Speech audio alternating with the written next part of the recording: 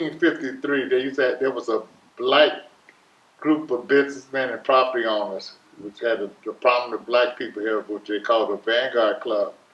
So they were looking for a black attorney to come to West Palm Beach to do legal work for them.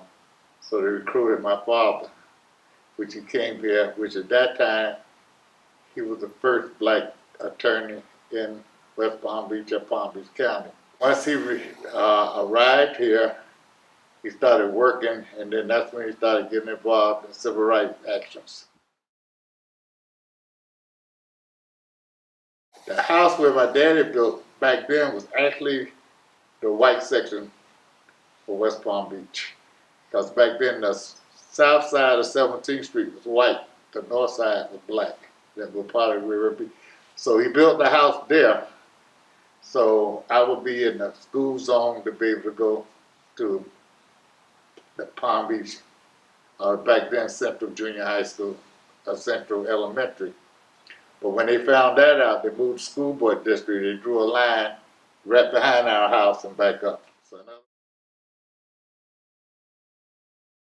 when I was 6, he took me to Northwell Elementary. I always remember that day, to enroll me in school.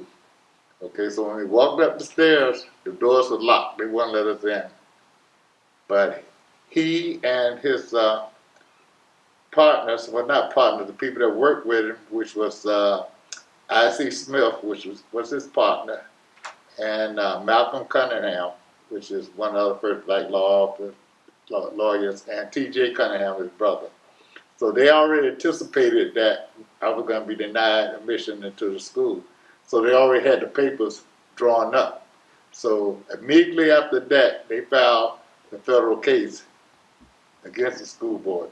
That case took a while. I think Palm Beach County, I can't remember the date, but I think it's in 1962.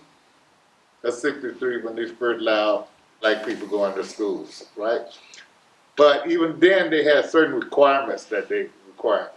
Like the students, the black students that was picked to attend the white schools then had to meet certain requirements. I guess they had to be certain academics and so forth. Also, the black teachers that were brought over to teach in the white schools. Now, once he started, it took until I was in about 13 years old before they finally allowed black students to go there, right? And then doing that, then once integration started, certain policies started changing, such like corporal punishment. That, teachers and things, you couldn't corporal punish.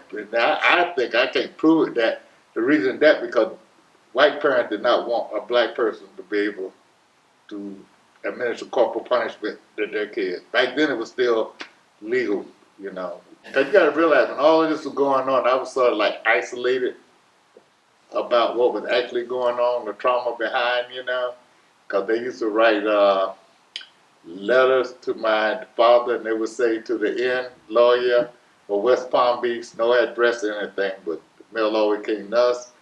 They sent a threats that they were going to feed me to the gators, which I never realized the relevance of that until recently when I found out they were actually feeding black kids to alligators.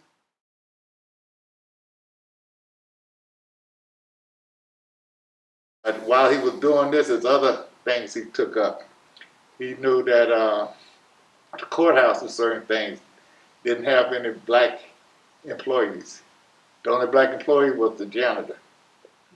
Okay, so he worked on that. Then when you went to department stores, back then you go to a department store, you could not try the clothes on. Anything you bought, you took home. You were black. It wasn't like bringing it back anything either. So that's why black women were good at altering and doing adjustment to the clothing and stuff. You couldn't eat in any public restaurant. You had to, take it with you. The parks were segregated. The graveyard was segregated, but him and 3 other people bought plots to the Woodland Cemetery, right down there by the Northern Art Gallery. He got that, working on those cases, got that, so he got that going on. We integrated the department stores, the restaurants, Uh, the turnpike, because used to be a time you couldn't stop with the turnpike. You got the turnpike to open up. The city of West Palm Beach, where the golf course is, a municipal golf course, where they were faced with the decision to integrate or not, they tried to come up and make the park, the golf course, a private golf course. But according to the deed that they had from the family that owned the property, inclusively said that it had to be used for a public park, or the property reverted back to the family. So finally, they integrated. I think Dr. Gaines, like he's somebody that's a prominent Dr. Gaines, he came and they played the golf course. At the same time, the hospitals were segregated. Most black people went to a hospital with Pine Ridge, which is really was on the corner of 13th and 14th and Division. I mean, the building basically still stands there. But then eventually they got to integrate the other hospitals and stuff. There's a lot of history in Florida that's been suppressed.